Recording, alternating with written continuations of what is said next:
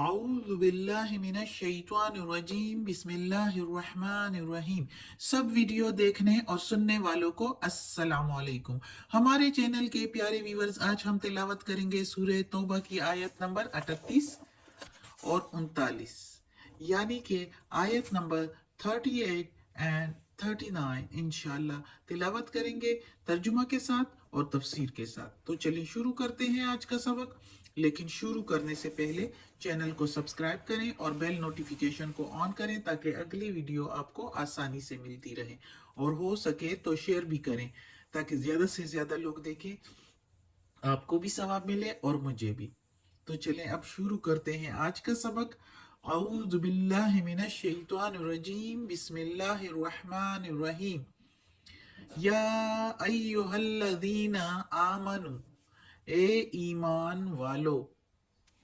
ما لکم کیا ہوا ہے تم کو، اذا جب، قیلا کہا جاتا ہے، لکم منفرو تم نکلو، فی میں، سبیل اللہ اللہ کی راہ میں، سبیل اللہ ثاقلتم الی الارض تو چپکے جاتے یا گرے پڑتے ہو طرف زمین کے، یعنی نہیں نکلتے اور زمین کے ساتھ چپک جاتے ہو، گرے پڑتے ہو، چلتے نہیں ہو۔ اردوی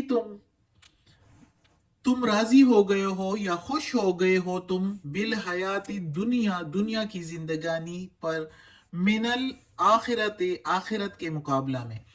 بالحیات دنیا بھی میننگ ساتھ، حیات زندگی، دنیا کے میننگ دنیا، من کے میننگ سے، آخرت آخرت آخرت کے مقابلہ میں دنیا کی زندگی پر خوش ہو گئے ہو تم، فما پس نہیں، متاع سامان یا فائدہ، متاع الحیات الدنیا پس نہیں ہے سامان یا فائدہ زندگی دنیا کا، فی الآخرت آخرت کے مقابلہ میں، الا مگر، قلیل تھوڑا سا، یعنی تھوڑا سا زندگی میں جی لو تو یہی تمہارا فائدہ ہے، باقی کچھ بھی نہیں ہے، سب کچھ آخرت میں ہے، جو کہ آخرت میں اللہ اگر دنیا میں اچھا، دنیا تو ٹیسٹ کی جگہ ہے، امتحان کی جگہ ہے، اگر اس کو پاس کر لیا تو آخرت میں خوشی کی جگہ ہے، رزلٹ آئے گا، اور جس کو اچھا رزلٹ ملے گا جنت کا تو بس پھر وہی زندگی ہمیشگی کی زندگی ہے اور فائدہ ادھر ہی کا ہے۔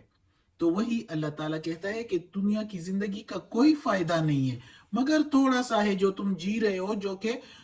اس دن آخرت کے دن میں جب کہا جائے گا کہ کتنا رہے ہو، کتنی دیر رہے ہو دنیا میں، تو کہیں گے ایک دن یا اس سے بھی کم، ایک دن یا اس سے بھی کم۔ تو دیکھو یہ ہے دنیا کی زندگانی جس پر ہم مر مٹ رہے ہیں اور کچھ بھی نہیں کر رہے آخرت کے لیے، سب کچھ آخرت ہے۔ یہ دنیا امتحان کی جگہ ہے، بار بار اللہ تعالیٰ قرآن میں بھی کہتا ہے کہ ادھر اچھا کرو گے تو آخرت میں اچھا پاؤ گے، ادھر پھر کوئی حسد بغض کچھ بھی نہیں ہے۔ جنت میں جب جائے گا انسان تو سب سے پہلے اس کا دل صاف کر کے جنت میں داخل کرے گا، اور جو غلط لوگ ہوں گے، برے لوگ ہوں گے، وہ تو دوزخ ہی میں جائیں گے، استغفر اللہ، اللہ بچائے دوزخ کے عذاب سے۔ تو اس لیے اللہ تعالیٰ کہتا ہے کہ یہ دنیا کی زندگی کا فائدہ بہت کم ہے، اس پر نہ مر مٹو۔ اب اس آیت میں ویسے یہ تو آخری اس جگہ کی میں نے تھوڑی سی تفسیر بتا دی، ویسے یہ آیت جو ہے اب ادھر غزوہ تبوک کا قصہ شروع ہو رہا ہے، اور اس میں اللہ تعالیٰ کہتا ہے غزوہ تبوک کے بارے میں کہ جب سب کو کہا جاتا ہے کہ ایمان والوں کو کہ جہاد کے لیے نکلو، یہ اس طرح کا قصہ اس طرح شروع ہوتا ہے کہ محمد صلی اللہ علیہ وآلہ وسلم کو اطلاع ملتی ہے کہ ملک شام کا بادشاہ ملک غسان جو ہے وہ مدینہ پر حملہ کرنا چاہتا ہے، اور قیصر روم کی مدد سے مدینہ پر حملہ کرنا چاہتا ہے۔ تو محمد صلی اللہ علیہ وآلہ وسلم نے یہ مناسب سمجھا کہ ہم جا کے شام کے حدود کی طرف جا کر ان کا مقابلہ کریں، ان کا جواب دیں، وہ جیسے ہی آئیں گے ہم ادھر ہی موجود ہوں گے، ان کی حدود کے پاس ہی۔ تو محمد صلی اللہ علیہ وآلہ وسلم، سارے صحابہ کرام، عام طور پر سارے مسلمانوں کو حکم دیا جاتا ہے کہ جہاد کے لیے تیار ہو جائیں۔ اب وہ وقت تھا سخت گرمی کا، کہسالی کا بھی زمانہ تھا، کھجور کی فصل بھی پک رہی تھی، اور موسم کا جو تھا وہ گرمی تھی لیکن سایہ خوشگوار تھا، اور سفر بہت طویل تھا اور گرمی سخت تھی۔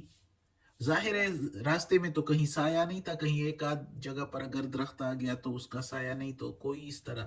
بات نہیں تھی، اور سفر بہت طویل تھا، بہت دور کا سفر تھا، تو اس لیے کافی مسلمان جو ہے وہ کترا رہے تھے۔ اور پھر بات بھی یہ تھی کہ صرف شام کے بادشاہ کے ساتھ، شام کے لوگوں کے ساتھ لڑائی نہیں تھی، بلکہ کیسر روم کے ساتھ، جس کی فوج جو ہے بہترین اسلحہ سے آراستہ تھی اور ہر وقت تیار رہتی تھی، تو ان سے جو ہے مقابلہ کوئی آسان بات نہیں تھی۔ ایسے حالات میں سارے لوگ جو ہے کترا رہے تھے، سوائے جو مخلصین تھے، مسلمان جو مومنین مخلصین تھے وہی ہی تیار تھے ہر حالت میں، باقی سارے لوگ کترا رہے تھے، اور جو منافقین تھے وہ تو حیلے بہانے تراش کے سائٹ پر ہو گئے، اور جو مسلمان تھے تو اس میں زیادہ تر تو پھر بھی نکل گئے، لیکن کچھ جو ہے وہ سستی کی وجہ سے رہ گئے کہ ہم پیچھے سے جا کر ساتھ ہو لیں گے، لیکن اپنی سستی اور کاہلی کی وجہ سے وہ اور پیچھے رہ گئے، اور اس عظیم شرف سے محروم ہو گئے۔ تو نبی کریم صلی اللہ علیہ وآلہ وسلم تقریباً 30,000 سرفروش مجاہدین کا لشکر لے کر حدود شام کی طرف روانہ ہو گئے، اور مقام تبوک پر جا کر ڈیرے ڈال دیے۔ ادھر جا کر محمد صلی اللہ علیہ وآلہ وسلم نے قیصر روم کے نام خط لکھا، خط مبارک لکھا، جس میں اسلام کی طرف دعوت دی گئی تھی۔ حضور صلی اللہ علیہ وآلہ وسلم کی صداقت اس کے دل میں جگہ کر گئی، مگر قوم نے ساتھ نہ دیا، اس لیے اسلام قبول نہیں کیا اور اسلام قبول کرنے سے محروم رہا۔ شام والوں کو جب محمد صلی اللہ علیہ وآلہ وسلم کے ارادے کی اطلاع ملی تو قیصر روم سے ظاہر کیا، اس سے مدد مانگی، لیکن ادھر کے لوگوں نے ساتھ نہیں دیا، ان کا ملک شام کے بادشاہ کا ساتھ نہیں دیا اور اسلام کی اطاعت کی۔ انہوں نے اسلام تو قبول نہیں کیا، لیکن اسلام کا اثر انہوں نے قبول کیا اور انہوں نے اسلام کی اطاعت کی، اور محمد صلی اللہ علیہ وآلہ وسلم جو ہے وہ ادھر ظاہر ہے ان سے پھر وہ شام کے ملک کی ہمت نہ ہو سکی کہ لڑائی کرتے، اور محمد صلی اللہ علیہ وآلہ وسلم جو ہے وہ تبوک سے بڑی سمجھو فتح ہی ملی، انہوں نے ہمت ہی نہیں کی لڑائی کرنے کی، جنگ کرنے کی، اور مسلمان جو ہے وہ خوشی سے واپس ہو کر مدینہ آ گئے۔ تو اس بات کی جو پتہ سب لوگوں کو پھر چلا تو ظاہر اسلام کی ڈھاک بیٹھ گئی ساری دنیا کے لوگوں پر اور منافقین پر، اسپیشلی مدینہ کے منافقین پر، کہ ایسے بڑی قومیں بھی جو ہے وہ مسلمانوں کے ساتھ لڑائی کرنے کے لیے تیار نہیں۔ اور یہی قیصر روم پھر محمد صلی اللہ علیہ وآلہ وسلم کے وفات کے بعد حضرت عمر رضی اللہ عنہ کے زمانے میں کے عہد میں فتح ہوا، اور ملک شام بھی فتح ہوا، اور مسلمان جو ہے تبوک سے جو ہے غالب اور منصور واپس تشریف لائے۔ تو یہ ہے غزوہ تبوک کا قصہ، جس میں کچھ 3 مسلمانوں کا ذکر ہے جو کہ پکے مسلمان تھے لیکن جاتے جاتے رہ گئے، اور وہ ان کا قصہ بھی ہم پڑھیں گے جب ان کا ذکر آئے گا انشاءاللہ آگے، تو وہ بھی پڑھ لیں گے۔ تو یہ غزوہ تبوک، اس کے لیے جو اللہ تعالیٰ نے کہا کہ نکلو، تو بہت لوگ کترا رہے تھے، جبکہ مسلمان مخلصین جو تھے، جس طرح کہ حضرت ابوبکر صدیق رضی اللہ عنہ، اس میں اس جنگ کے لیے محمد صلی اللہ علیہ وسلم نے سب سے یہ بھی کہا تھا کہ اپنے اپنی توفیق کے مطابق کچھ لے بھی آؤ، تو حضرت ابوبکر صدیق رضی اللہ عنہ اپنے گھر کا پورا سامان لے کر آئے تھے، حضرت عمر رضی اللہ عنہ اپنے گھر کا جو ہے آدھا سامان لے کر آئے تھے، حضرت عثمان غنی رضی اللہ عنہ 100 اونٹ لدے جو ہے وہ سامان لے کر آئے تھے. اور اسی طرح کافی مسلمان جو ایک اور قصہ ہے مسلمان صحابی کا جو کہ بہت ہی غریب تھے, کچھ نہیں کر سکتے تھے, خود مزدوری سارا دن کر کے اور تھوڑے سے کھجور لے کر آئے تھے, لیکن لے کر آئے تھے. اس کی وہ ایک کھجور کا جو ہے ثواب ہے وہ اللہ کے پاس ہے کہ کتنا ہے, اس کا ذکر بھی قرآن میں ہے. تو جب اس کا ذکر قرآن میں ہے تو سمجھو اللہ کو کتنا پسند آیا اس کا یہ دینا غزوہ تبوک کے معاملے میں, کہ وقت جب سارا سامان اکٹھا ہو رہا تھا تو سب نے یہ وہ سامان بھی اپنی طرف سے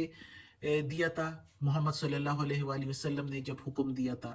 اور بہت سے جو منافقین تھے انہوں نے سامان تو کافی دیا تھا لیکن